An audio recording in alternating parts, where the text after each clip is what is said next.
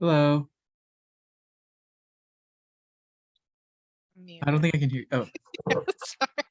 Oh, How are classic. you? How are you doing? Good. How was the farm today? It was windy and cold, but it was Oh, good. oh my Yeah. gosh, it's getting, that's right. Fall Yeah. exists everywhere else but here. How was your farm? It's going okay. We had a heat wave recently, and so a lot of things got scorched, I honestly. miss Hassan.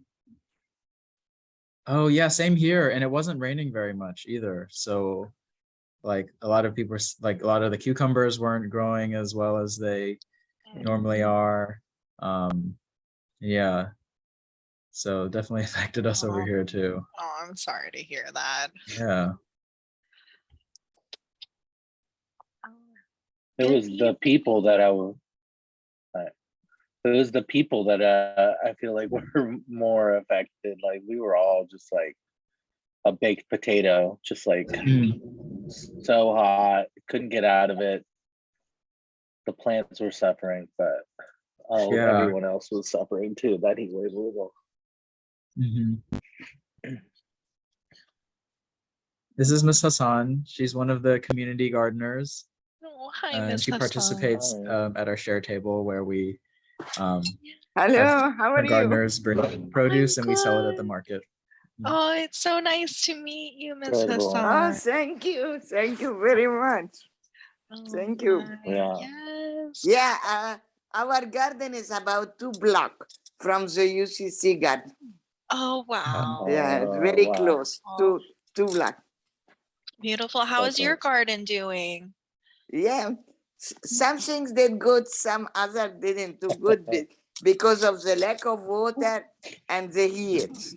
Mhm. Yeah, yeah. Yeah, Oh boy. but anyway, the average it was good. Good, That's good. good. Yeah, the average was good. Alhamdulillah. Yes. I think, yeah, I think we're the same. I want to say our peppers did the best during the heat wave recently, and Yeah. so I think they thrived. Maybe.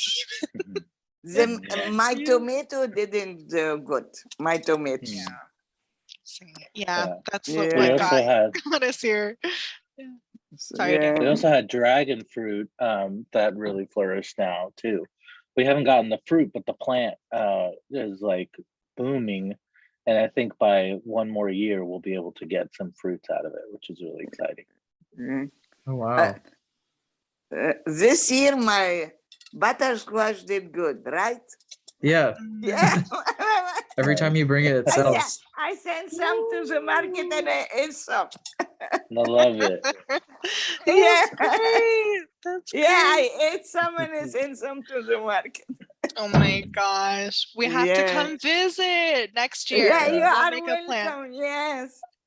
We're supposed to have open garden this Saturday, but due to the rain, we cancel it, and I think they're gonna postpone it till the following Saturday, the 8th. Mm.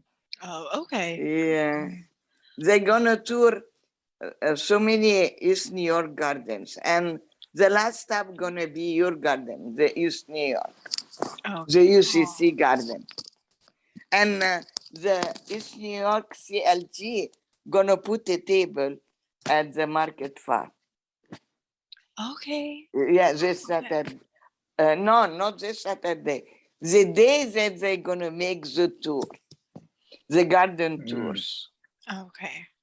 The Yeah. 8th. That's cool. I think the 8th, yeah. Okay. That's my birthday. Oh, I'll remember. oh, happy birthday. Thank you. Thank you. Happy birthday. Thank you. Okay. All right. What do you think? Shall we get going?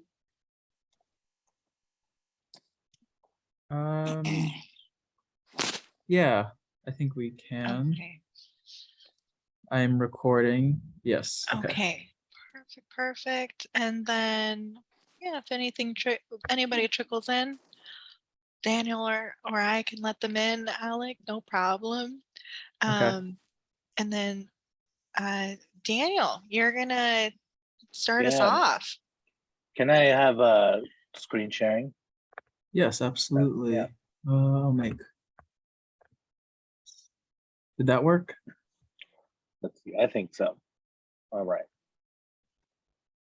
Great. Can you guys see the presentation? Yes. Cool. If you're sharing audio as well, just make sure you're sharing like computer audio. Okay, that sounds good, Sierra. You can. Okay. She's going to be sharing the video. So. Okay, I'll try Okay. to figure that out. All right. when it comes to-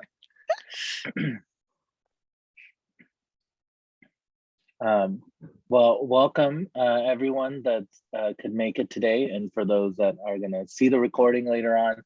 I know we have a few friends that will be doing that. It's 3 o'clock here in California, so it is in the middle of the day. I am in my work uniform, and I'm just so happy that I could take the time out to like spend in community with you all and to be able to share a little bit about ourselves and this amazing recipe that Sierra came up with and we both enjoyed eating immensely. So we're Saticoy Depot, which is a decolonized urban farm, and I will give it off to Sierra to introduce herself, and then I'll introduce myself, and then we're going to do a little opening ceremony together, and then just kind of go over the farm, and then share the cooking video, which is the most important thing that we're all here for. And then we'll have some room for Q&A at the end. Okay.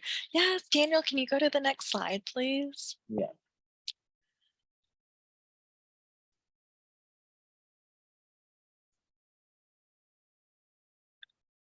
I'm waiting for it to upload on my end, but I will just go ahead. My name is Sierra. I use any pronouns that you prefer for me. I like to have the next slide up because it has some visual aids. It shows that my family is from the Philippines, and specifically they go back to the Tagalog people, and they now still speak Tagalog. And my mother is specifically from the Philippines. Her name is Cynthia Baiza Sakay Dor, and she's the descendant of Miguel Sakay and Cecilia Baeza. And we are led here in the United States by my tita Glessy, or Glycerinda de Conde. And we have been here in California, specifically in Southern California, for the last 40 years. And then I will allow Daniel to take the mic for me. Yeah. Well, my name's Daniel. I use he, him pronouns, and in giving honor to the strong women that brought us to this point, my matrilineal line is my mother, Evangelina Perez, who was born in Texas, what is modern day Texas, and her ancestry. Her mother was Jacinta, and my great grandmother would be Esperanza, and our matrilineal line is indigenous to Mesoamerica, what is now known as Mexico, and the borderlands of Texas and northern Mexico. And together me and Sierra founded Saticoy Depot. I like to take her line as like, we're not just partners in life, we're partners in business.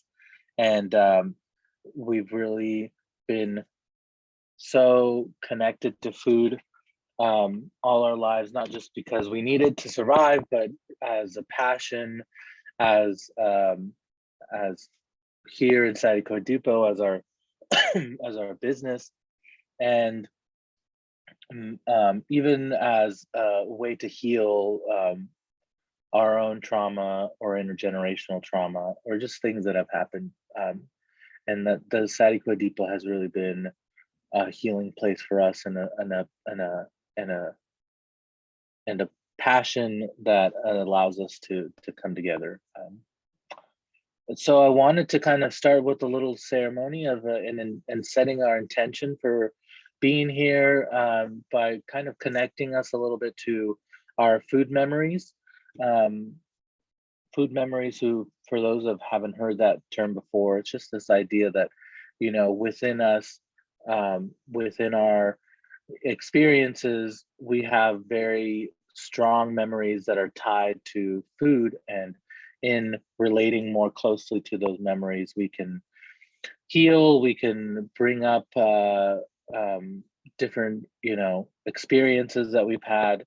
And it's just important to really connect to our food at a more intimate level than just thinking of it something that's on the plate.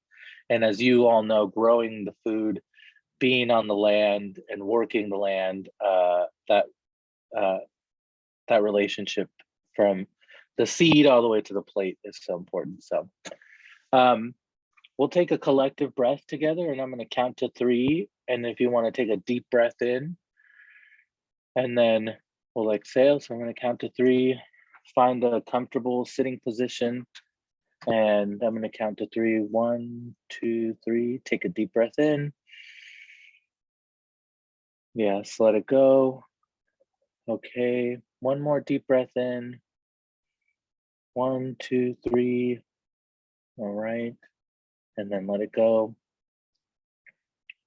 And as we take our deep breath out, I want us to take a moment and just think of a certain dish or a plate even that we have a lot of memories around, whether that's something that our parents made for us, or something that we've come into community with a lot, or maybe something that we've grown, or an ingredient. But just try to think of a dish or an ingredient that really has a lot of memories surrounding it. And I would love for us to share that as a group. And I'm happy to go first. One of my fondest ingredients that is really, it's a delicious fruit, but it has more memories, delicious memories, than eating it often, was what we call tunas, which are cactus fruit. When you grow cactus, there's those little circle fruits that come about, and in the last few years, I feel like it's gotten popular to put them in drinks and to use them in different ingredients. But I remember going with my grandfather and walking around the neighborhood and picking the tunas, the cactus fruit, from the different farms, or from our neighbors, and just like really enjoying eating them. And they're a little bit dangerous because they have the spines, but it was just so much, like, it's tied to like the memories I have with my grandfather, and just like the delicious taste. And as I grow older, I realize how much important that like plant is to sustainability in the farm.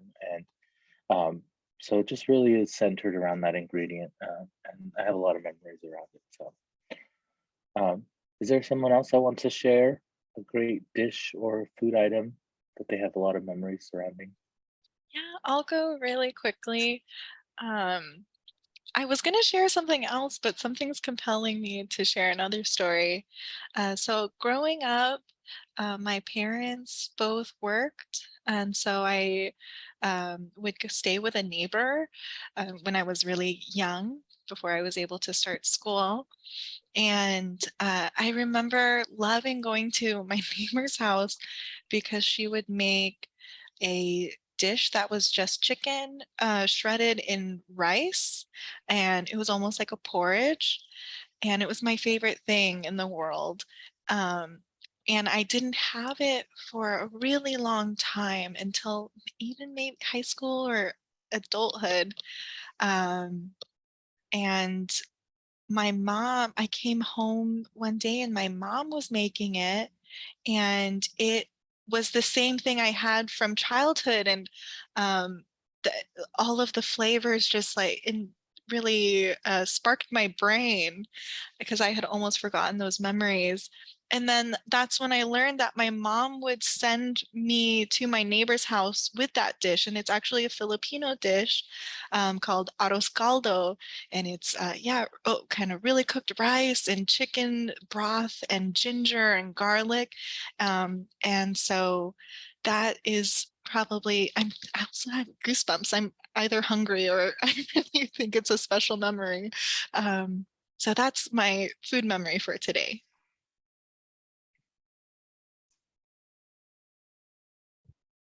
I can go next. There were a few that went went through my mind. But there's this like wax apple that I've only had when I was in Taiwan, and it's like red on the outside and like clear and like kind of whitish on the inside, and it's like really crispy and like super watery. Um, and yeah, my brother and I would love eating it and fight over it. And there's even like a Taiwanese song like associated with it. And in Taiwanese it's called lembu. Um, but yeah, I just have a lot of fond memories around eating the lembu, the wax apple. That's beautiful.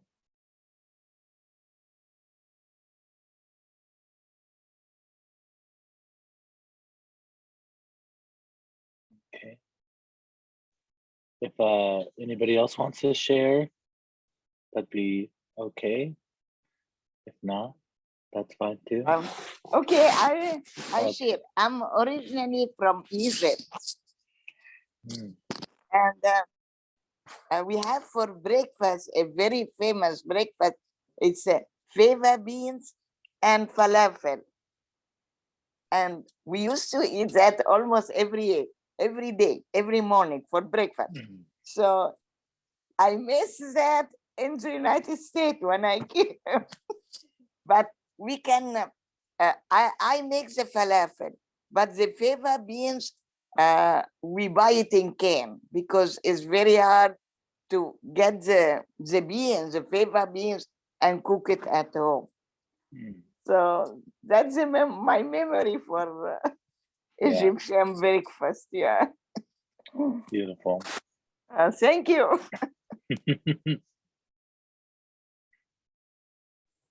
I'll go.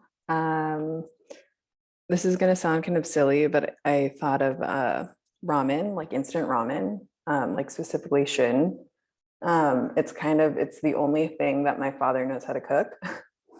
And when I think about it, I kind of feel like that's like when he does cook it, even though it's sort of like it's very quick, and it's like, it just like, it doesn't take a whole lot to make. It feels like that's his way of sort of showing like, I'm taking care of you, even though like, because it's like the one thing that he can make. And I can never actually make it as good as he can, which is sort of bizarre, but it's timing. Yeah. No, that is so true. There's probably tons of dishes that someone else has made for us that we can never replicate. And I think it really is tied to those food memories and the deliciousness that they've, made for us. It really impacts our memories of them and food. And we call ourselves a decolonized urban farm because our work is centered around decolonization. And I think this exercise shows perfectly how we all have our own, stories and uniqueness, and that's often lost in colonizer culture. And to be able to see the interconnectedness and the community when we come around food, it's something that it's amplified, that we can see that better. So Sierra, I'd love for you to talk about our work around decolonization. All right, Daniel, I'm still on the Is it first not? slide. Oh, really? Wondering if Can I could. anyone see this third slide? I'm on colonizer culture. I'm still on welcome to Saticoy Depot. Oh, shoot. I wonder. Oh, I paused share. I see. I'm so sorry. I thought I was pausing the thing. So Saticoy Depot. There's our beautiful faces. And then here we go. Sorry about that. No, it's okay. So, I do kind of want to move things along so we can get to the cooking. So just really Yeah. quickly, there was a period, honestly, before the pandemic, right before, Daniel and I were both really unhappy at our jobs, and even in our community, and so we were really trying to figure out what was going on, and a series of events happened, and we really were being educated on what is colonization and how that affects us today. And so we dived into these three topics: white supremacy, capitalism, and patriarchy, and how they get infused into our work and our personal lives, and how that can affect us negatively. And at the end of the day, just make us unhappy and feel oppressed. So white supremacy, I think I observe that the most in lateral aggression, which is the idea of different minority groups or folks of color competing against each other and trying to put each other down. We call it crab bucketing, because if you put crabs in a bucket and one tries to get free, the other ones try to bring it down. Capitalism, we noticed like our cultures being used for consumerism and being sold for money, and exploitation in the workplace, and patriarchal structures. Our workplaces were male-led and didn't have room for female leadership. And so those are just a couple examples of what we were experiencing. Yeah. Next slide, please. Yeah.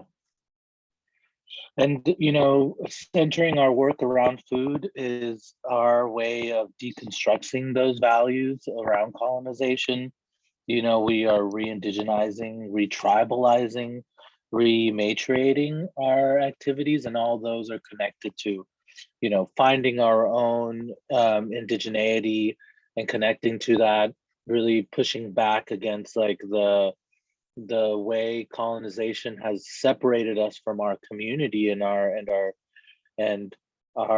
ancestral practices, and then really focusing on how our matrilineal line has worked so beautifully to get us to this place. Our mothers have carried us in their wombs, and their womb water is still in our blood. So and so we focus on growing food that is has been experienced and worked on by our ancestors, and is indigenous to Turtle Island and to the Indian Ocean trade route where Sierra's ancestry is from, in the Philippines. So these are some of the items that we grow on our farm: corn, beans, squash, tomatoes, tomatillos. On the top right was one of our boxes, and it included a foraged or like a cut flowers, and the beautiful amaranth is just hanging over there. Amaranth is such a gorgeous, powerful plant. And I'll go to the next slide.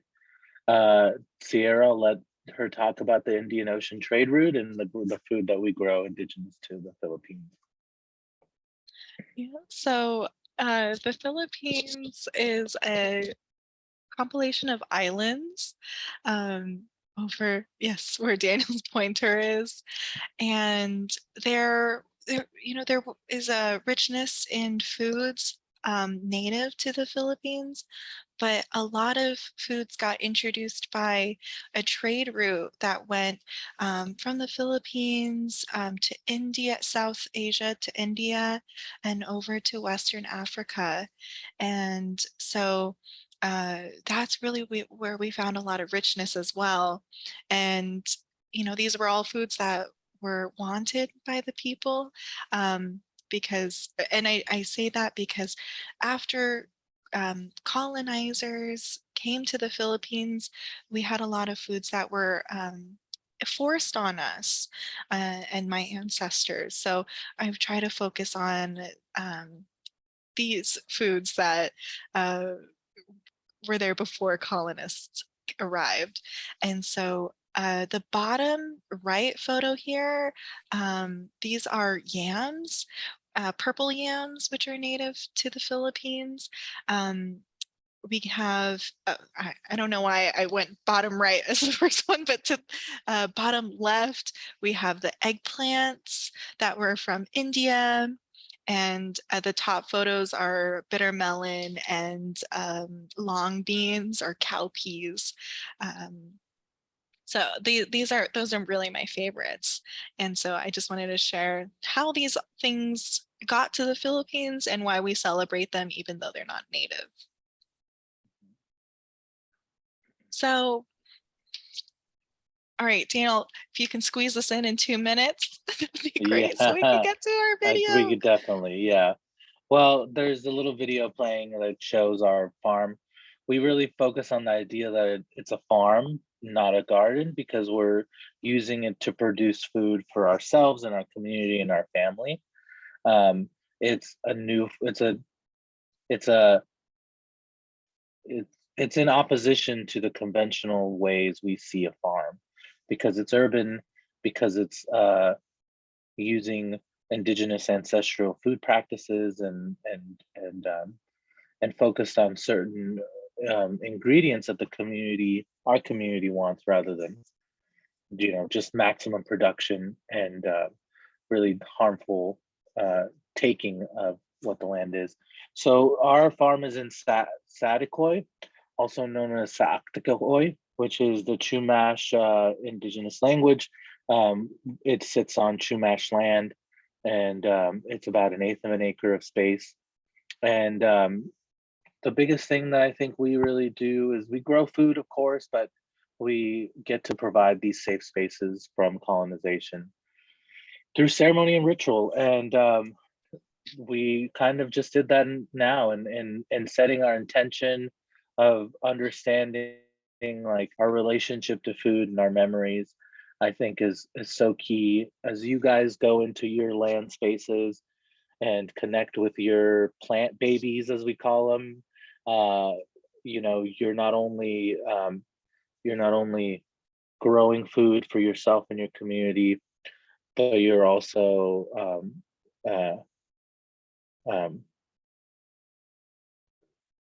are in opposition to the pressures that we feel from colonization. But when you think about food as a way of activism and defense against the effects of colonization. So I want you guys to think of that way. I know we're about to get into just cooking food, and we'll dive away from all this like very heady, very activist, fighting language. But our most important thing when we come around food is that it could heal us, and it's so built into the way we come together in community that this recipe for us that we're going to share is one little piece to all the little tentacles that come out from it. So is there any questions on it while Sierra pulls up the video?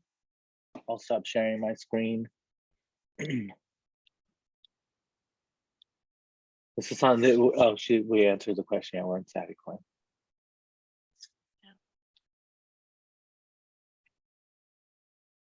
All right, I'm going to start sharing for now. Okay, and so this video, I put a little bit of audio and a little bit of music, and I'm hoping I can talk over it, so I can talk through the video as well. And if you have any questions, you can put them in the chat and then I can answer them as we go. And Daniel, if you can help monitor questions, that would be great too. And you were there with me, Okay. Daniel, so you can also help answer questions. Yeah. But it's about 20 minutes. I didn't want to cut too much out because I didn't want to make it seem too easy. You know, cooking is a process and it's also not always pretty. So I really wanted to leave everything in so you can really see what it looked like when I made it.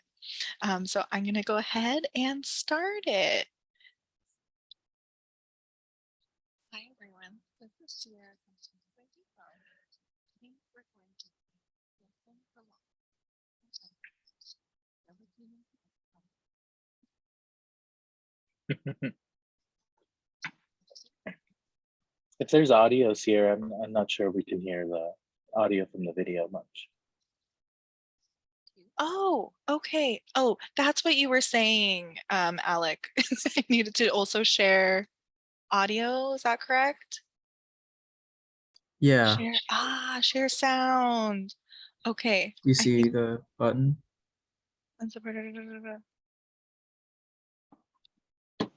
Okay, I selected it. Onions. Is this better? 3 cloves of garlic. Yeah, that's much better. Oh, 2 okay. cups of I'm going to rice, rewind. Oh, 5 I'll Yeah, rewind go it a ahead and little. rewind. Yeah. onions. Omelet. To make this dish, we're going to need 4 eggplants. Do you want to just restart it here? Sorry. 1 pint of tomatoes, 2 onions, 3 cloves of garlic, 2 cups of rice, 5 eggs, ketchup, banana or tomato, soy sauce, and white vinegar. And now that we have all of our ingredients, let's get cooking. Okay. 1 pint of tomatoes, 2 onions. All right.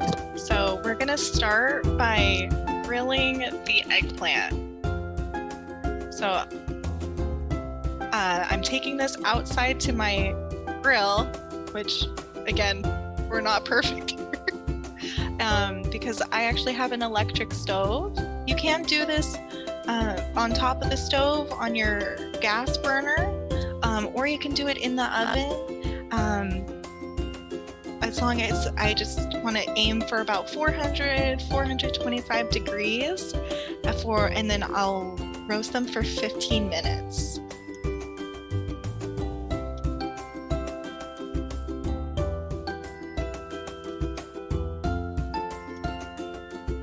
And we'll get.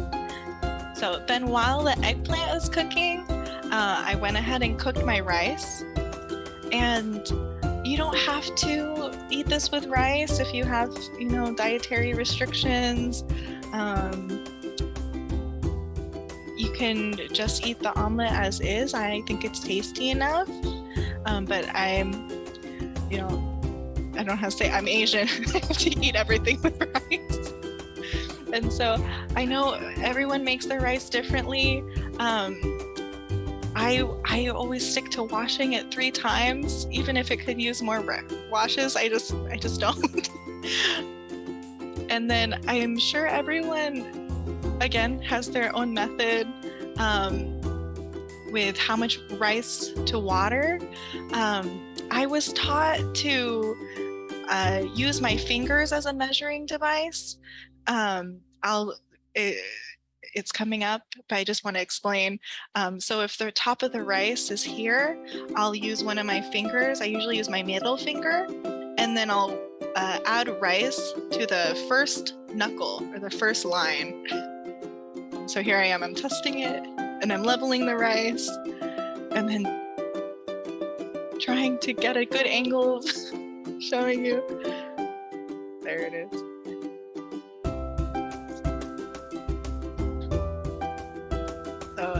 And you can cook this on the stove. I just have always had a rice cooker, grew up with a rice cooker, and so this is how my family does it. And then I'm going to get some onions cooking. Okay. I had trouble with this onion. And so these are onions that are gonna go into the omelet, and I'm gonna cook them before I cook anything else on the stove, actually.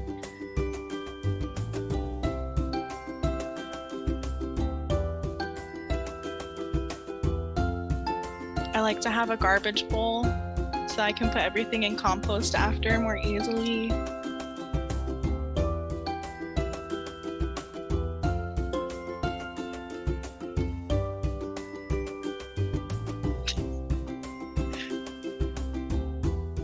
When I was doing this, I took all of the audio out because I was like so mad that I was doing this so poorly and slowly.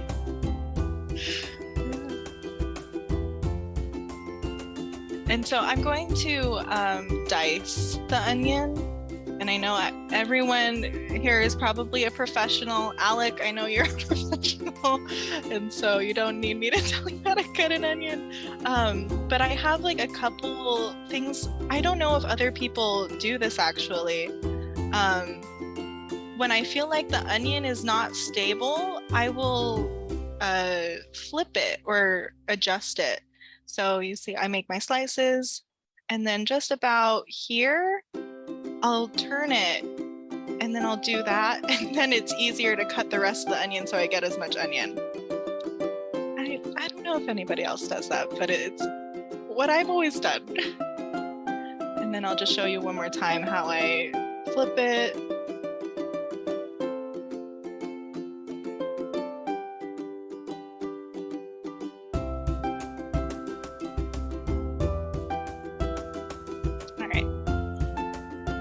And then once my onions are all diced, I'm gonna smoosh the garlic a little bit.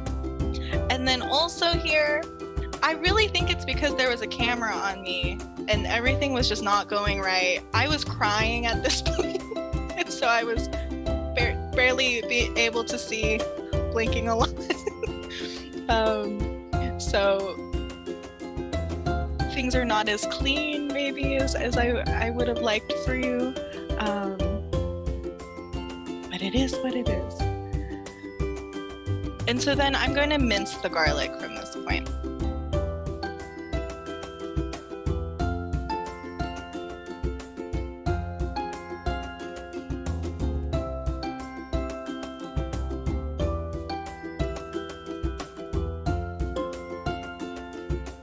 And when I was doing this, Daniel was yelling at me like, your fingers, your fingers.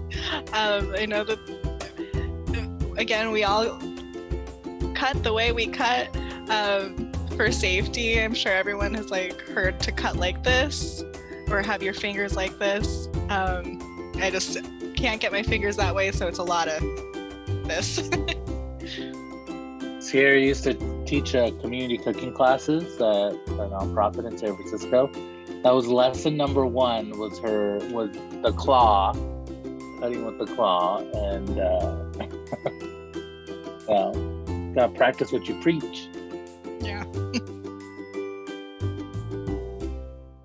Okay, so then I'm gonna take it over to the stove and I'm gonna do the onions, and then again, we're all different. I cook my garlic lightly. I don't like, I'm scared of burnt garlic. I love like almost burnt onions, but I do not like burnt garlic. So I almost put it in, cook it so that it's still almost raw, actually. Dear Ms. Hassan asked if we can use any type of eggplant in this recipe. Ooh, yes. I would just say as long as it's on the smaller side or thinner side. So I would recommend more Asian varieties. I use Japanese eggplant, but Filipino eggplant is out there, and Chinese eggplants, little baby ones will work too. And then we're gonna put that to the side, and then we're actually gonna top our omelet with this later. I'll explain a little bit more. later.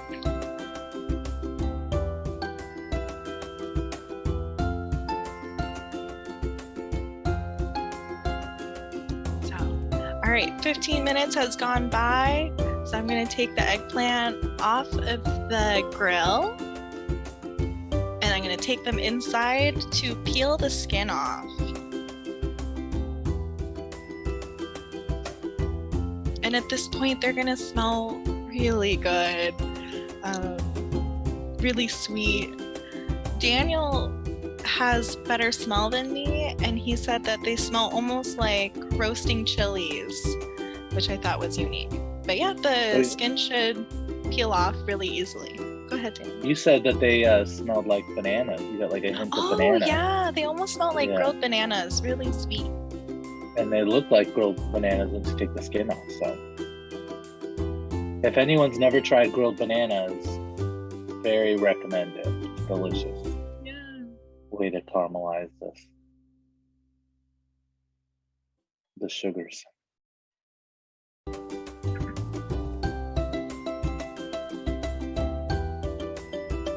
I love how you showed us, you know, that like when you're peeling the skin, it doesn't have to be perfect. I think at that point you tore a piece of meat off.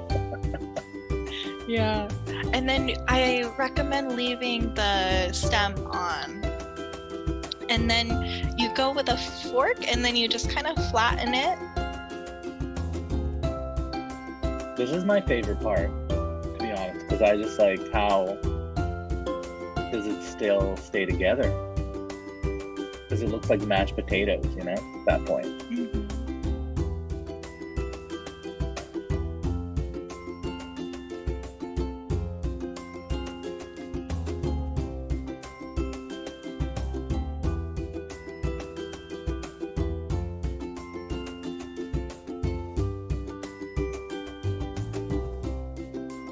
And at this point, this is probably why you want one of those, like a skinnier, long one than you would want like a globe eggplant, like the most common, like big round ones, right? Yeah. I think that the smaller ones cook better when you add the egg later on.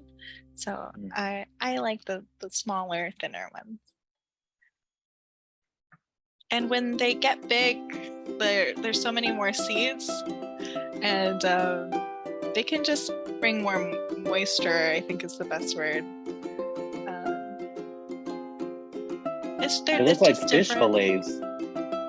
Sorry, they look like fish fillets at this point.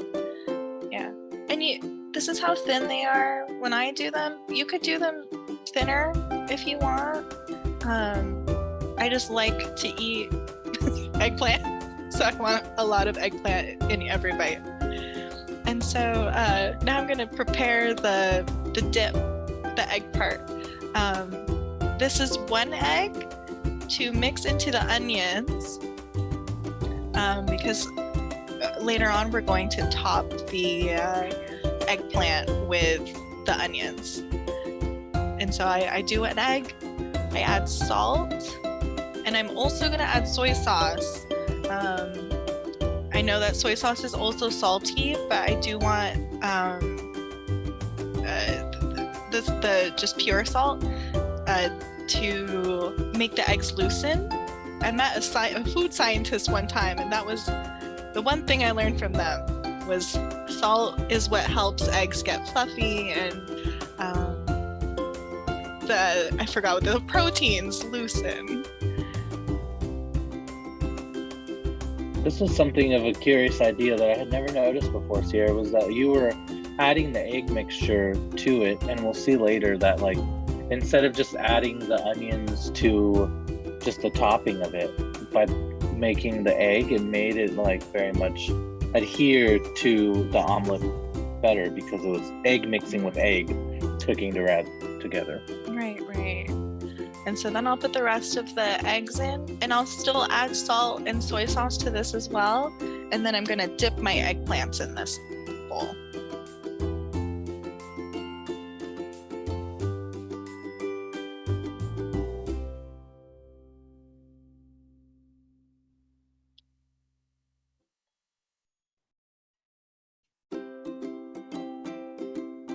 And oh, I did want to share some additions. So traditionally, this is topped with meat, actually. Ground beef or ground pork specifically. So when I cook the onions, that's when I would also cook the ground pork. But I wanted to allow for this to be cheaper and quicker. So just sticking to the onions and garlic. And then if you are a meat eater, some other sauces that you can add to the onion and, the egg mixtures are fish sauce and oyster sauce. So then I dip it and I'm gonna put it into a hot pan. And I lost some of those seeds in that process. And I also wanted to add, again, I didn't want to put too much oil, but you can add more oil. You could do like a shallow fry if you like more crispy and if your diet allows for it. And then I topped it with the onions, and then I'm going to cover it, hoping that the top begins to cook as well.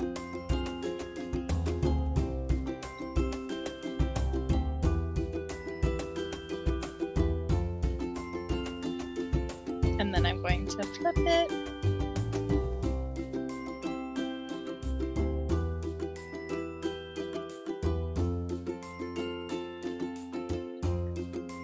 So then I cook that, and then I'll also flip it over again, just to make sure that everything is cooked through. And I've also seen families who will add more egg to the whole pan. So it's an omelet, like a traditional kind of circle omelet, and then in the middle is your eggplant. But I personally just like it like this. So you have your egg and onion mixture there.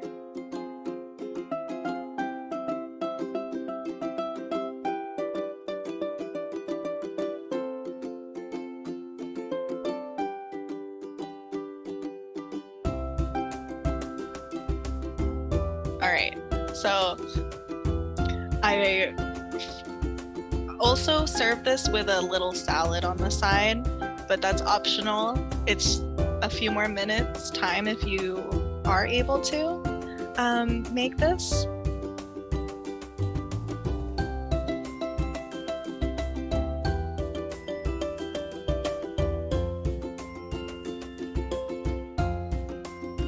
That's why you reserved that like half of an onion for the salad, Yes, right? sorry, I forgot to point that out earlier. Yeah, I saved half of the purple onion for this. These are tomatoes from our garden, so whatever tomatoes you have works. You can even just do, if you have bigger, medium, or large size tomatoes, you can just do slices too. Then I'm gonna start mixing it. And then to this, I add the soy sauce and vinegar, and that's a salad to me.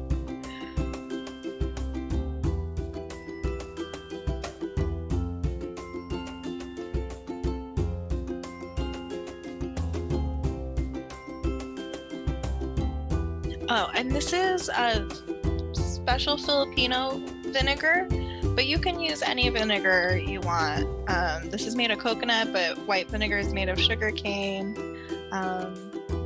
Whatever you prefer.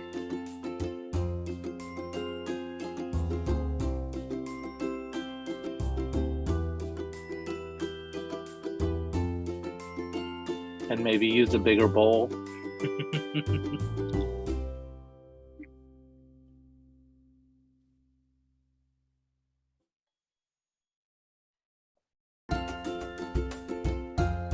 Okay.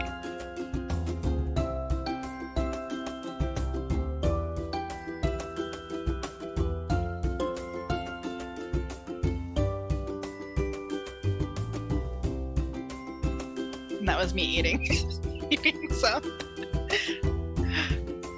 All right, the rice is ready. It looks good. I swear by the finger rule.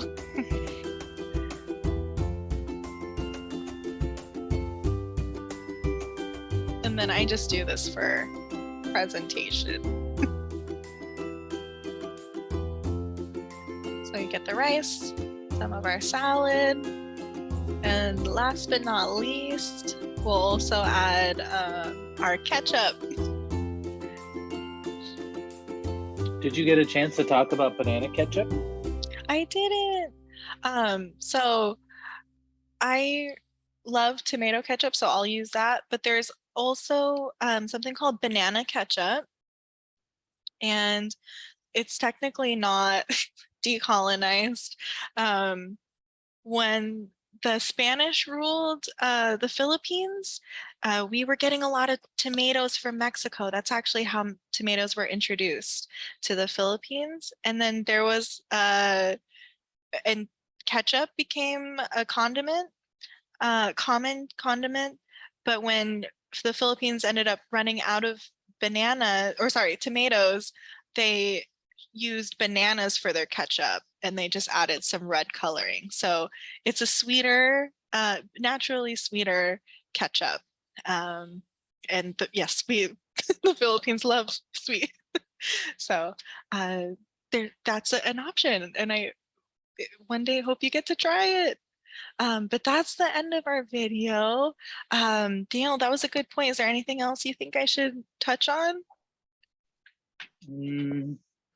I don't think so. I think that video is a lot of fun to rewatch.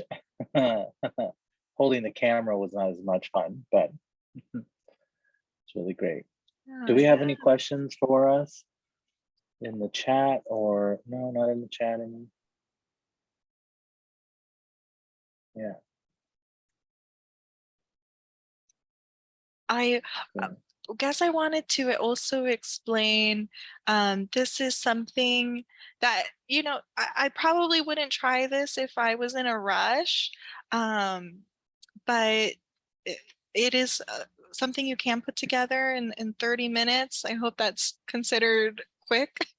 And you can make it quicker by roasting your eggplants like the day before, the night before, and then just stewing everything the morning after and cooking it out. Yeah. I One thing that- also, oh, go ahead. Yeah. Oh, I was just going to say about the time, is something we discussed about this recipe, is that a lot of the components can be made ahead of time. And I'm always a strong proponent for what I've heard been called, I'm sure there's better names for, like grandma cooking, where you're like constantly cooking, and you're, even when you're creating one dish for dinner, you're prepping one or two more dishes for some other meal in the future.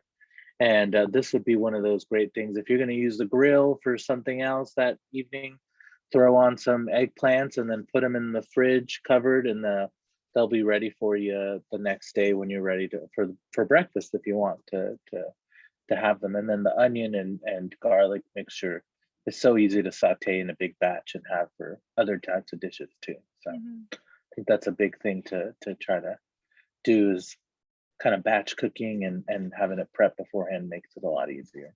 And I guess I do want to add, if you wanted to speed up the cooking time, you can leave out the onion and garlic and just use powder if you have that. That would also save some time. So yeah, well, thank you for coming. I really appreciate everyone who's here. And I do want to put together a better video. I'll put the recipe like in the video, and I can send along a printable version on of the recipe. So I will get those to Alec, and then he can send them out. Yeah. Yeah, thank you Awesome. so Yeah. much, Miss Hassan. If you ever want to keep in touch with us, I know we're far away in California, but we're there in spirit with you.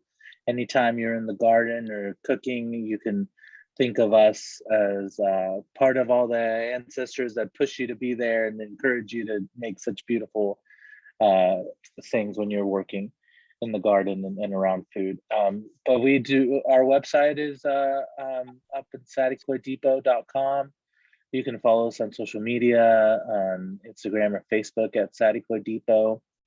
One thing we didn't mention too is that Sierra is the executive director of a new nonprofit that we started in the beginning of the year. Along with our board of directors, we're focused on bringing food to Saticoy by starting a farmers market. And you can find that at saticoyfarmersmarket.org. And our website for the nonprofit will be up soon, which is the Saticoy Food Hub. So a lot of Saticoys in the name, because we're so centered around the community that has given us so much. We're trying to give a little back. So Yeah. But thank you again for having us. And Thank we're you. absolutely learning from you. Like Miss Hassan, the share table is something that we're trying to get going at our farmers market. So thank you for what you do and for what everyone else does. yeah. And thank you for sharing your beautiful stories. Sydney, I'm gonna go make me a top ramen right now. We distribute at my job at the university in Santa Barbara. I probably go through like 8 cases of top ramen a day, distributing to the hundreds of kids that come through our food bank doors. And so you're not alone in loving it and giving it a lot of food memories. So I'll probably go make myself one right now. Yeah, thank you so much. Yeah, this is recorded. I will have this posted. Thank you so much for your time, and congratulations on the new nonprofit, and good luck. Thank you. Yeah, all the best wishes we need. Yeah. Mhm. We can Okay. Yeah. Alrighty. We'll talk Alrighty. soon. I'll get those things over to you, Alec, as soon as I can. Yeah, All no problem. right. All All right. right. Bye, everyone. Bye, Okay. everybody. Bye-bye. Thanks so much. Bye. Thank you. Bye.